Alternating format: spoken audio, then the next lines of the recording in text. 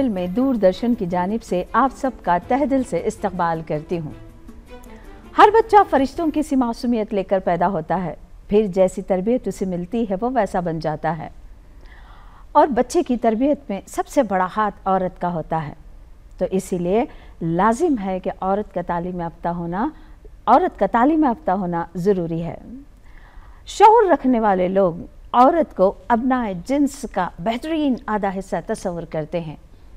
आज हमारे साथ स्टूडियो में डॉक्टर फरजाना फरहा मौजूद हैं, जो भटकल से ताल्लुक़ रखती हैं। आप बहैसियत लेक्चरर और प्रिंसिपल अपने फ़राइज़ अंजाम दे रही हैं। 27 साल दर्स तदरीस का आपका तजुर्बा रहा है। आप मशहूर शायरा, अदीब, खाका निगार और एक हर दिल अजीज़ उस्ताद मानी जाती हैं, और तमाम हिंदुस्तान में आपकी शोहरत है। ये हम सब के लिए वास इफ्तिखार की बात है। आप अक्का महादेवी यूनिवर्सिटी की सिंडिकेट मेंबर भी रह चुकी हैं, और आपके 2 खाकों के मजमूए मंजर आम पर आए हैं। इसके अलावा 4 कौमी तराने आपने लिखे हैं, जो काफ़ी लोगों में हर दिल अजीज़ हैं और हर एक की ज़बान पर सुने जा सकते हैं। ये हम सब के लिए खुशकिस्मती का बास हैं। और सबसे अहम बात यह है कि कई सारे कौमी व बैनुल अक़वामी कॉन्फ्रेंसों में शिरकत की है, मिसालें पढ़े हैं। आपके मज़ामीन, अफ़साने और खाके मुख्तलिफ़ रिसालों में और अखबारों में गाहे बगाहे शाया होते रहते हैं। सबसे अहम बात यह है कि हद दर्जा या कहें बे इंतहा उर्दू से लगाव रखती हैं, और उर्दू के मुताल्लिक़ उनका बड़ा ही खूबसूरत शेर है, अजब संदली आवाज़ मुश्क लहजा है, ये शहर हो न हो उर्दू ज़बान बोलता है।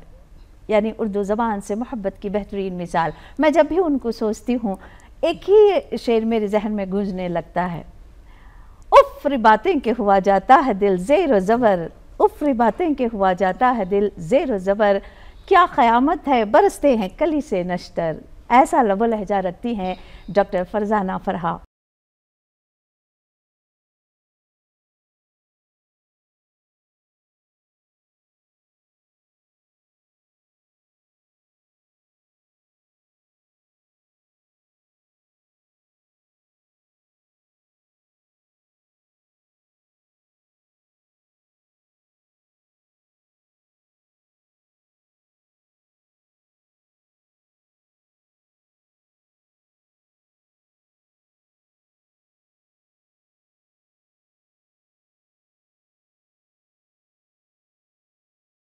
आइए हम इनसे गुफ्तगू करते हैं और जानते हैं कि इतने सारे खुसूसियात जो इनके अंदर मौजूद हैं वो कैसे इनके अंदर आए और कहाँ तक आप उनसे मुस्तफ़ीद हो सकते हैं।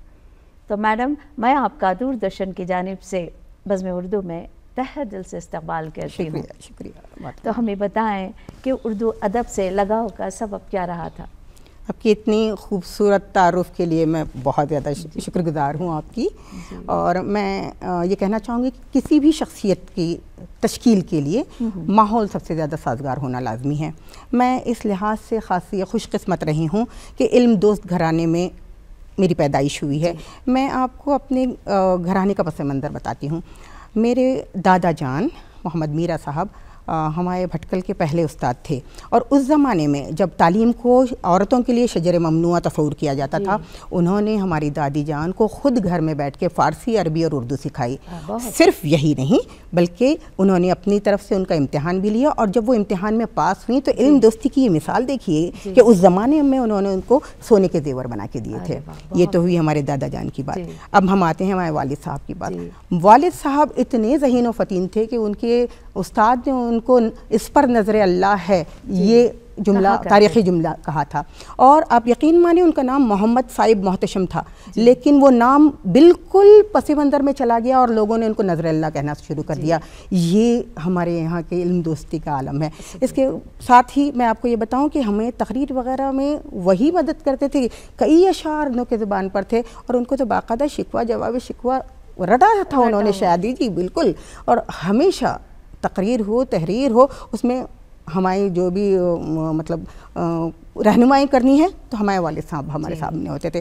جہاں تک امی کا تعلق ہے، ہماری امی نے آنکھیں اس جگہ پہ کھولی تھی جہاں پہ ان کے جو بھائی صاحب تھے تو وہ خود شاعر تھے. انہوں نے شعروں کی مجلسیں دیکھی ہیں، بدمارائیاں دیکھی ہیں، تو ایک طرح سے وہ شاعری کا ذوق ان کے اندر خود بخود آ گیا تھا. اور وہ نصیحت بھی کرتی تھی تو وہ باقاعدہ مصروں میں کرتی تھی کہ غروری کرے سو غضب میں پڑے، یا کیا خوب سودا نقد ہے اس ہاتھ لے، یا سستی نہ کر غفلت سے بچ ہوشیار رہ ہوشیار ہے. تو یہ دیکھیے گا یہ جو ماحول میرا آ رہا ہے، یہ ایک ساتھ ایسی چیزیں رہی ہیں کہ خود بخود انسان وہ شاعری کی طرف متوجہ ہو جاتا ہے. اب بچپن میں یہ رہا ہے کہ ہم ساری تینوں بہنیں جو ہیں وہ عجیب طرح سے ہم لوگوں کے اوپر ایک پریشر سا تھا کہ آپ کو اور کچھ نہیں کرنا، بیکار گفتگو نہیں کرنی ہے، کتابیں پڑھنی ہیں. بھائی جان اللہ غریق رحمت کرے، ان کو ادب سے بہت زیادہ لگاؤ تھا. وہ فارسی بھی جانتے تھے، اردو بھی جانتے تھے، عربی بھی جانتے تھے. کئی کتابیں انہوں نے منگوا کے رکھ لی تھی تاکہ ہم لوگ اس کا مطالعہ کریں. تو مطالعہ کا ذوق وہاں سے شروع ہوا. کئی قوالی کی اور غزلوں کی کیسٹس انہوں نے لا کے رکھی ہے، وہ سنتی رہتی ہوں میں. تو سنتی رہتی ہوں تو کانوں کے ذریعے وہ دل میں اتر رہا ہے، وہ ذہن پہ چڑھا ہے، اسی کے رنگ میں رنگی جا رہی ہوں. اور آپ جانتی ہیں شاعری ایک وجدانی چیز ہے، وہ آپ کو کسی اور ہی دنیا میں لے جاتی ہے. تو وہ جو میرا بچپن رہا ہے وہ ایسا رہا ہے کہ اگر میں غمگین ہو رہی ہوں تو میں شاعری کی طرف جا رہی ہوں. اگر میرے اندر مان جائیے کہ کچھ مجھے ایڈونچر چاہیے تو میں سفر نامے پڑھ رہی ہوں. اگر مان جائیے کچھ رومانی خیالات آ گئے تو میں ناول کی طرف جا رہی ہوں. اور کچھ چلیے مزاح کا کچھ موقع ہے تو میں ابن صفی کو پڑھی ہوں. تو دیکھیے میری جو بھی کارگزاریاں تھیں وہ کہیں نہ کہیں کتابوں کے اطراف ہی گھوم رہی ہے، مطالعے کے اطراف گھوم رہی ہے.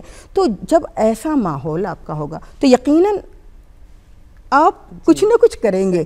دیکھیے ایک جانور بھی اظہار چاہتا ہے. اگر مان جائیے کہ وہ غصہ ہے، وہ خوش ہے، ہاتھی چنگھاڑتا ہے، شیر دہاڑتا ہے، طاؤس رقص کرتے ہیں، سانپ لہراتے ہیں. میں تو انسان ہوں، ہمیں وہ نہ صحیح سب سے بڑی چیز عطا ہوئی اور وہ یہ ہے کہ قوت گویائی، نطق. ہم جو بھی محسوس کرتے ہیں اس کا اظہار کرتے ہیں. تو اظہار کے لیے کیا چیز آپ لائیں گے؟ کچھ نہ کچھ تو فارم ہوگا نا. تو شاید اس لیے میں نے سب سے پہلے شاعری کو چنا. 9ویں جماعت میں پہلی نظم میں نے لکھی تھی اور وہ جو ہے زندگی پر تھی. PUC فرسٹ میں میری پہلی غزل شائع ہوئی تھی. تو اس کے بعد تو آپ سمجھتی رہی ہیں کہ جی لکھتی. یعنی آپ کو ادبی ماحول ملا. یہ الحمدللہ آپ کی پرورش اسی ماحول میں ہوئی. تو کوئی بڑی بات نہیں تھی. چلیے یہ اور بات ہے کہ آپ کی والدہ، آپ کے والد صاحب، ساری ادبی شخصیتیں کہیں ایک طرح سے ادب نواز خاندان رہا. الحمدللہ. اس میں سے آپ کس سے متاثر رہی؟ جب یہ شاعری کی بات لیتے ہیں ہم، بحثیت شاعر آپ مشہور ہیں، تو شاعری میں آپ کس سے متاثر ہیں؟ شاعری میں میں ساحر لدھیانوی سے سب سے زیادہ متاثر رہی ہوں، کیونکہ کہیں نہ کہیں وہ غم کی شاعری کرتے ہیں، وہ انقلاب کی شاعری کرتا ہے، وہ کوئی نہ کوئی نئی چیز لانے کی بات کرتا ہے. اس کے الفاظ سادہ ہیں، سادہ لفظیات ہیں، اور اس کا جو خطاب ہے وہ عوام سے ہے. میں خواص کی شاعری کو نہیں پسند کرتی، میں عمومی شاعری کو پسند کرتی ہوں. اور اس نے ایک مدت تک آپ دیکھیے گا لوگوں کو متاثر کیا ہے. پھر اس کے پاس ہر چیز ہے، سماج و کائنات کا ہر مسئلہ اس کے پاس موجود ہے. بغاوت کی شاعری اس نے کی ہے، رومانی شاعری اس نے کی ہے، جوش دلانے کی شاعری اس نے کی ہے، وطن پرستی کی شاعری اس نے کی ہے. ہر رنگ کا مطلب اشعار ان کے پاس موجود ہے. تو سب سے زیادہ مجھے ساحر لدھیانوی اس کا تاثر ہم دیکھنے کو ملتا ہے آپ کی شاعری میں. تو ہم یہ بتائیں اردو نثر اور شاعری کے حوالے سے خواتین کے ادب کا معیار کیا ہے؟ آج کی بات کریں. خواتین کی ادب کی آپ بات کر رہی ہیں تو سب سے پہلے تو میں یہ کہنا چاہوں گی کہ غالب نے کہا ہے کہ وجود زن سے تصویر کائنات میں رنگ. اور یہ مصرع خود اس بات کا اعلامیہ ہے کہ نظام حیات میں عورت ناگزیر ہے. ٹھیک ہے، مرد اور عورت ایک ہی سکے کے دو رخ ہیں، لازم و ملزوم دونوں ہیں. لیکن ہاں ادب کی اگر بات کی جائے تو مردوں نے کچھ زیادہ اپنے نمبر بڑھا لیے ہیں اور عورتیں ذرا سے اس میں پیچھے رہ گئی. کیا ہے لفظ صحیح رہے گا؟ ہاں بالکل یہ ہونا چاہیے. میں آپ کو قمر رئیس کا ایک جملہ یہاں پہ کوٹ کرنا چاہوں گی اور وہ یہ ہے، ان کے مطابق اگر آپ دیکھیں نذیر احمد سے عصمت چغتائی تک وہ اس دور کی خواتین جو رہی ہیں ان کے مسائل کو بیان کرتی ہیں، ان کے حروب کو بیان کرتی ہیں اور ان کی انتھک جدوجہد کو بیان کرتی ہیں، چاہے وہ کھردری دیہاتی زندگی ہو یا پرسکون شہری زندگی. آپ نے ابھی مجھے کہا کہ خواتین کا ادب، میں آپ سے پوچھنا چاہوں گی کہ خواتین کے ادب سے آپ کی مراد کیا ہے؟ وہ ادب جو خواتین نے تحریر کیا یا وہ ادب جو خواتین کے لیے تخلیق ہوا. دو قسمیں ہیں اس میں دو قسمیں ہیں.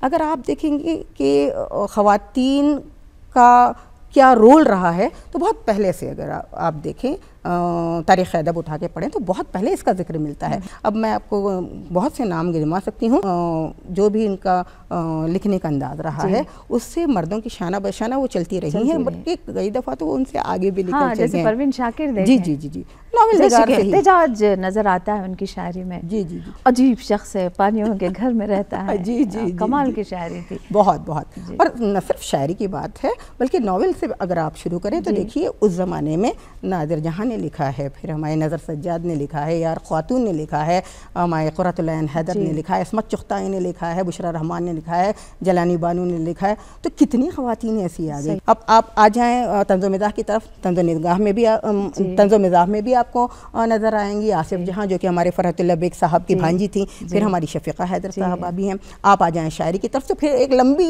فہرست ہے وہ زہرا نگاہ ہے, اس میں محلقہ جس میں آپ بھی شامل ہیں, جس میں آپ بھی شامل ہیں. میں تو بہت چھوٹی ہوں, میں تو بہت چھوٹی ہوں. دیکھیے گا محلقہ بائی سے لے کر پھر وہ زہرا نگاہ, عادا جعفری, پروین شاکر, کشور ناہید, شبنم شاہی اور حال فی الحال میں شائستہ یوسف. کافی لوگ ہیں, کافی نام جڑتے ہیں یہاں پہ.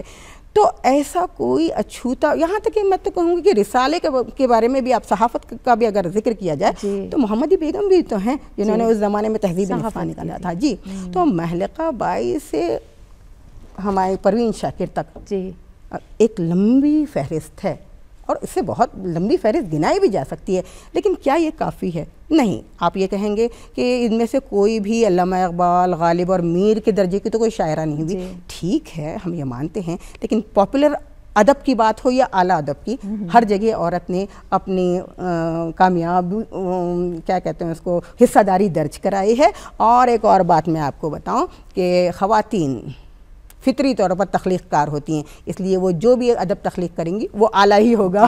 بہت خوب, بہت خوب کہا آپ نے. اردو ادب میں نسائیت کو کہاں تک اہمیت دی گئی ہے؟ جیسے ہم آپ کے ہاں دیکھتے ہیں, آپ لکھتی ہیں کہ کون کتنا اداس رہتا ہے, آؤ ہم تم بچھڑ کے دیکھیں. دیکھیے نسائیت سے آپ کی مراد تانیثیت ہوگی. اور یہ جو آئیڈیالوجی ہے, یہ جو نظریہ ہے تانیثیت کا, یہ مغرب سے ہمارے اردو ادب میں آیا ہے اور تقریباً اس کو آنے میں 200 سال لگ گئے. اردو میں اس کا آغاز جو ہے 19ویں صدی کے آخری اشروں میں ہوا تھا. اور آپ کو یہ جان کے حیرت ہوگی کہ یہ جو ایجنڈا بنایا گیا ہے نسائیت کا, یہ کسی عورت نے نہیں بنایا, یہ ڈپٹی نذیر احمد نے بنایا تھا. اور وہ بھی اپنے میراث العروس نامی ناول میں بنایا تھا. اور اس کے لیے باقاعدہ انہوں نے ایک ماڈل تیار کیا تھا اور وہ ماڈل تھا صغرا بیگم کا. اس کے بعد ہمارے پریم چند نے ایک جلسے میں باقاعدہ کہا تھا کہ حسن کو بدلنے کی ضرورت ہے, حسن کا معیار بدلنے کی ضرورت ہے. حسن کا معیار بدلنے سے مراد یہ تھی کہ عورتیں بھی کچھ لکھ پڑ جائیں.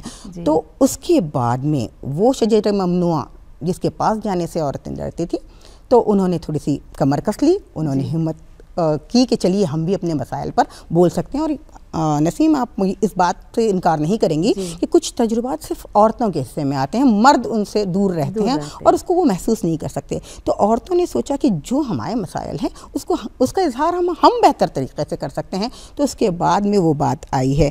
اور جہاں تک بات ہے ادب میں عورتوں کی تانیثیت کی, تو یہ جو ادب میں 2 الگ الگ حصے کیے گئے ہیں, عورت اور مرد کے, تو اس سے عورت کو کوئی خاص فائدہ تو ہوا نہیں ہے بلکہ اس کو نقصان ہی ہوا ہے.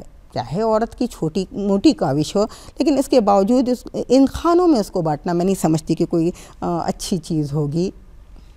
ظاہر سی بات ہے, جذبات و احساسات مرد اور عورت کے الگ ہوتے ہیں. تو عورت اپنے طریقے سے جب بات کو رکھتی ہے تو وہ نسائیت کہلاتی ہے, جسے انگریزی میں آپ فیمنزم کہتے ہیں. جی. تو بہت بہتر بات رہی. اب یہ بتائیں ہمیں کہ فلموں کی شاعری اور مشاعروں کی شاعری میں کیا فرق ہے؟ چلیے جہاں ہم شاعری کی بات کرتے ہیں. جی.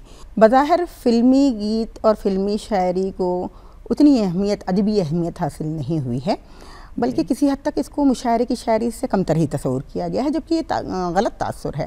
کیونکہ وہ شاعر جو فلموں میں لکھتے ہیں ان کو بھی اتنی ہی جافشانی کے ساتھ لکھنا پڑتا ہے، ان کو بھی ردیف و قوافی تلاشنے ہوتے ہیں، بلکہ ان کو تو سین کے مطابق لکھنا پڑتا ہے، ماحول کے مطابق لکھنا پڑتا ہے، ہیرو ہیروئن کے تعلق سے دیکھ کے لکھنا ہوتا ہے۔ تو اس تمام تفصیل میں اگر جائیں تو ہم دیکھیں گے کہ یہ ہر کس و ناقص کی بس کی بات بھی نہیں ہے جی۔ تو میں آپ کو ایک مثال دینا چاہوں گی، ایک فلم تھی مغل اعظم جو بہت زیادہ مشہور ہوئی ہے، اس کے گیت کار جو تھے وہ شکیل بدایونی تھے، اس کے نغمہ نگار شکیل بدایونی کے ساتھ میں موسیقار نوشاد تھے، اور کے آصف اس کے ڈائریکٹر تھے۔ ایک مشہور زمانہ گیت انہوں نے غزل لکھی تھی شکیل بدایونی نے اس فلم میں، پیار کیا تو ڈرنا کیا جب۔ آپ کو میں بتاؤں کہ یہ غزل لکھنے میں ان کو اتنی دشواری پیش آئی جتنی عام غزلوں کے لکھنے میں کسی بھی شاعر کو پیش آتی ہے۔ حد یہ کہ کہا جاتا ہے کہ اس غزل کا آخری شعر جو تھا اس کو لکھنے میں ان کو بہت پاپڑ بیلنے پڑے، آدھی رات گزر گئی، آدھی رات سے صبح گزر گئی، اور ڈائریکٹر کو کوئی مصرع پسند ہی نہیں آ رہا تھا۔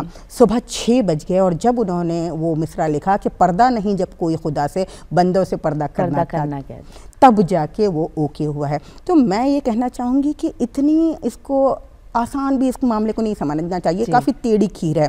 فیض اس فیلڈ میں آئے، جوش اس میدان میں آئے، سب ناکام ہو گئے۔ زیادہ تر شعراء دیکھے جاتے ہیں سکتے ہیں کہ سبھی ممبئی چلے گئے اور فلمی دنیا سے وابستگی اختیار کر لی، اس کے باوجود سب کامیاب نہیں ہوئے، یہ بات بھی صحیح ہے۔ کیفی کامیاب ہو گئے، جانثار اختر کامیاب ہوئے، ساحر نوریانی کامیاب ہوئے، ندا فاضلی کامیاب ہوئے۔ تو ان سب کی دیکھیے گا انداز، اگر آپ کہہ رہی ہیں کہ مشاعروں کی شاعری میں یا ادنا کیوں ان کو سمجھا جاتا ہے، میں آپ کو بتاؤں کیا چیز کی کمی رہی ہے فلمی شاعری میں۔ خیال کی نزاکت وہی ہے، حسن بیان وہی ہے، انداز وہی ہے، سیاسی و سماجی ہر چیز کا احاطہ انہوں نے کیا۔ میں آپ کو مثالیں دوں گی، میں آپ کو گیتوں سے ہی مثالیں دوں گی۔ مثلا میں آپ کو بتاؤں کہ مجروح نے لکھا ہے کہ ایک دن مٹ جائے گا ماٹی کے مول، جگ میں رہ جائیں گے پیارے تیرے بول۔ دیکھیے دنیا کی بے ثباتی کتنی خوبصورت انداز سے انہوں نے بتائی ہے۔ گلزار صاحب لکھتے ہیں کہ تجھ سے ناراض نہیں زندگی، حیران ہوں میں تیرے معصوم سوالوں سے پریشان ہوں میں۔ دیکھیے انسان کی بے بسی، تو کس طرح سے انہوں نے اس کی عکاسی کی ہے، کہانیوں کو رکھا انہوں نے آگے۔ جی ہاں، اس کے بعد لکھا جو چیز آپ دیکھتے ہیں، دیکھیے شاعر وہ چیز ہو بہو پیش نہیں کرتا، وہ رپورٹر نہیں ہے کہ جو چیز جوں کا دو کی دیکھی اس کو خبر بنا کے پیش کر دی، بالکل نہیں۔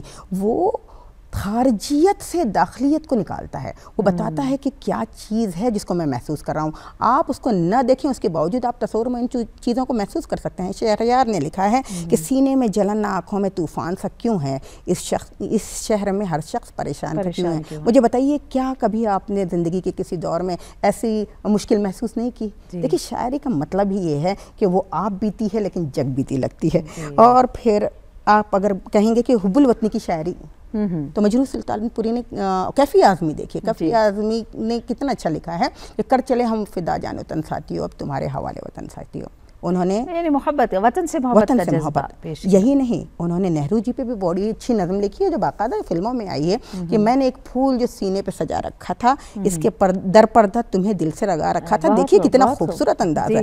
یہ محبوب نہیں ہے، یہاں محبوب وطن ہے۔ تو یہ علامتی شاعری ہے۔ شاعری یہی تو ہے، اس میں غنائیت ہوتی ہے، اس میں موسیقی ہوتی ہے، اس میں اختصار ہوتا ہے۔ تو یہ تمام چیزیں جو آپ کہتی ہیں کہ فلمی شاعری میں کیا ہے، تو یہ ہے۔ ہم آتے ہیں مشاعرے کی طرف۔ آپ نے کہا کہ مشاعروں کی شاعری میں اور اس میں فرق کیا ہے، تو اب ہم بتائیں کہ مشاعرہ جو ہے یہ ہماری حکایتی روایتوں میں سے ایک مضبوط روایت ہے۔ ہاں جی بالکل، یہ ایک تہذیب کی علامت ہے۔ دیکھیے اس کا کام ادب اور عوام کے بیچ پل کا ہے، ایک رشتہ قائم کرتا ہے، یہ بالکل ایک رشتہ قائم کرتا ہے۔ پہلے تو کوئی لوگوں کے پاس وقت گزارنے کا شاید کوئی اور ذریعہ نہیں تھا، ذریعہ نہیں تھا، تو مشاعرے یہ بہت بہترین چیز بن گئے، اور اس سے یہ ہوا کہ زبان جو ہے پھیلتی چلی گئی۔ اب ظاہر سی بات ہے ہر کوئی شاعری کو اس لیے بھی پسند کرتا ہے کیونکہ اس کو اس میں اپنے درد کی، اپنی محبت کی، دل کی دھڑکن محسوس ہوتی ہے، تو اس لیے بھی مشاعرے اہم رہے۔ میں آپ کو یہ بات بتاؤں کہ مشاعرے کا جو رواج ہے یہ عرب سے آیا ہے، اور عرب سب سے پہلے وہاں پہ بزم بنائی جاتی تھی اور بہت سے لوگ بیٹھتے تھے اور شاعر اپنا کلام سنایا کرتا تھا۔ اس کے علاوہ آپ حیران ہوں گی یہ جان کر کہ یہ اسلام سے پہلے کی بات ہے کہ جو بھی اچھا کلام ہوتا تھا وہ کعبے کی دیواروں پر آویزاں کیا جاتا تھا. اسلام کے بعد حسان بن ثابت آئے اور وہ شاعر تھے تو انہوں نے بھی بہت سے لوگوں کے سامنے مجمع کے سامنے اپنی شاعری سنائی ہے. تو مشاعرہ ایک ایسی چیز ہے جو لوگوں کو ایک دوسروں سے جوڑتا ہے. آج بھی میں کہوں گی کہ مشاعرے سے فائدہ ہوا ہے. وہ لوگ جو مشاعرہ کرتے ہیں ان کو اچھی طرح پتہ ہے کہ اس میں اردو دان بھی آتے ہیں اور غیر اردو دان بھی آتے ہیں. تو کانوں سے ہوتی ہوئی وہ زبان دل تک آ جاتی ہے. تو یہ اہمیت ہے. رہ گئی بات اگر آپ پوچھیں گے کہ معیار کیا کیا ہے تو معیار بگاڑنے میں کہیں نہ کہیں معاشرے کا ہاتھ ہے. آج کل مشاعرے کو معاشرہ چلا رہا ہے. وہ بات بھی صحیح کہی آپ نے. کیونکہ آج کے لوگوں کو جو ہے نا اقبال پسند نہیں آتے, غالب پسند نہیں آتے, ان کو گلے باز پسند آتے ہیں. صحیح. تو ہر دور کا اپنا ادب رہا ہے. ادب کو پہچاننے والے اور نوازنے والے لوگ رہے ہیں. تو کہیں نہ کہیں معیار کا ہی فرق آ جاتا ہے. آپ گھما پھرا کے گئے ہیں تو دونوں جگہ فرق محسوس ہوتا ہے. بالکل. ایک جگہ زندگی کی بالکل کڑوی حقیقت کو پیش کیا جاتا ہے, ایک جگہ تخیل کا سہارا لے کر شاعر اپنی بات رکھتا ہے. بہت خوب بات کہی. تو آخر میں ہم یہ بتائیں کہ اردو دان طبقے کو خاص طور پہ خواتین اور لڑکیوں کو کیا نصیحت کرنا چاہیں گی آپ؟ اردو زبان و ادب کے حوالے سے کیا کہنا چاہیں گی؟ دیکھیے میں اس قابل تو نہیں کہ کوئی نصیحت دے سکوں. سب سے پہلے تو ہمیں یہ دیکھنا چاہیے اپنے گھر میں ہی کہ ہمارے بچے کس حد تک پڑھ رہے ہیں. آج کا زمانہ ایسا ہے کہ لوگ اس کو صرف نصاب کی حد تک پڑھ رہے ہیں. ایک مضمون ہے اس کے لیے پڑھا جا رہا ہے اور وہ بھی آج کل عجیب دور چلا ہے کہ لوگ پاسنگ مارکس کی حد تک پڑھ لیتے ہیں. اس میں دلچسپی کا فقدان ہے. اس میں دیکھیے کہیں نہ کہیں وہ تڑپ نہیں ہے جو اپنی مادری زبان کے لیے ہوتی ہیں. ہمارے لیے مادری زبان گھر کی مرغی دال برابر ہو گئی ہے. کرنا تو یہ چاہیے کہ آج کے زمانے میں بچوں کو اس کی طرف راغب کرایا جائے. اساتذہ کا بھی اس میں میں سمجھتی ہوں کہ کہیں نہ کہیں بھول چوک ہم سے ہو جاتی ہے. ہم بچوں کو اتنی وہ کھینچ نہیں پاتے, وہ دلکشی پیدا نہیں کر پا رہے ہیں, ہم دلچسپی کا سامان نہیں پیدا کر پا رہے ہیں. اپنی چیز ہوتی ہے تو اتنا نکھار کے آپ پیش کیجئے نا کہ اس کی طرف لوگ کشش محسوس کریں اور آئیں. وہ کہیں نہ کہیں ہم شاید ناکام ہیں. اس لیے ہمارے بچے انگریزی میڈیم کی طرف زیادہ جا رہے ہیں, اردو میڈیم کی طرف نہیں آ رہے ہیں. مطالعہ کم سے کم ہوتا جا رہا ہے. آپ دیکھیے اگر ہمارے اسکول میں کہیں نعت وغیرہ کا مقابلہ ہو, غزل وغیرہ کا مقابلہ ہو تو وہ رومن اردو میں لکھ کے لاتے ہیں اور مجھے بہت غصہ آتا ہے. اس طرح سے تو آپ اپنا رسم الخط کو خود تباہ کھو رہے ہیں. تو یہ میرے خیال سے نہیں ہونا چاہیے. ہم بھی چلیے چلتے ہوئے ہم ایک اور بات آپ سے پوچھ لیتے ہیں. آپ کے ہر طرف کہیں ہندوستان بھر میں آپ کے قومی ترانوں کی گونج ہے, تو اس کے متعلق ہمیں کچھ بتائیں. ذرا نوازی. ہر شہری مسکائے گا, حال ہی میں ہندوستان ہمارا جشن جنت کر واقعی میم یہ ہم سب کے لباس افتخار کی بات ہے کہ اس موضوع پر کافی کم لکھا جاتا ہے. میں آپ کو بتاؤں کہ اس طرف لانے والی میری ایک کالج میٹ ہیں, ان کا نام وحیدہ ہے اور ان کا نام تالیہ ہے. انہوں نے یہ جو وائس پرنسپل بھی ہیں, ان دونوں نے مجھ سے یہ کہا تھا کہ اگر آپ تو اتنا لکھتی ہیں, آپ اتنا چھپتی ہیں, لیکن اگر آپ قومی ترانے لکھیں تو آپ شاید بہت جلدی اپنا نام پیدا کر سکتی ہیں اور لوگوں میں آپ کی شناخت بن جائے گی. اور میں کافی مدت تک میں نے اس کی طرف توجہ نہیں دی, لیکن آپ جانتی ہیں کہ انسان جس جگہ رہتا ہے اس سے اس کو محبت تو ہوتی ہی ہے. دل لگے دیوار سے بھی کہا جاتا ہے. تو ظاہر سی بات ہے میں کب تک اپنی حب الوطنی کو چھپاتی. تو میں نے سوچا کہ ٹھیک ہے کبھی تو میں لکھوں گی. تو میری لفظ سے محبت ٹپکتی ہے. یاد تو میری ایک شارقہ نامی ایک اسٹوڈنٹ ہے, انہوں نے کہا تھا کہ میڈم آپ لکھ دیجئے. تو اس کی محبت میں نے یہ لکھا. تو دونوں محبت ساتھ میں چلی. شاید شاگرد کی محبت بھی ہے, وطن کی محبت بھی ہے, تو اس لیے شاید اس کا اثر دوہرا رہا ہے. جی سر, یہ بہت اچھی بات کہی آپ نے.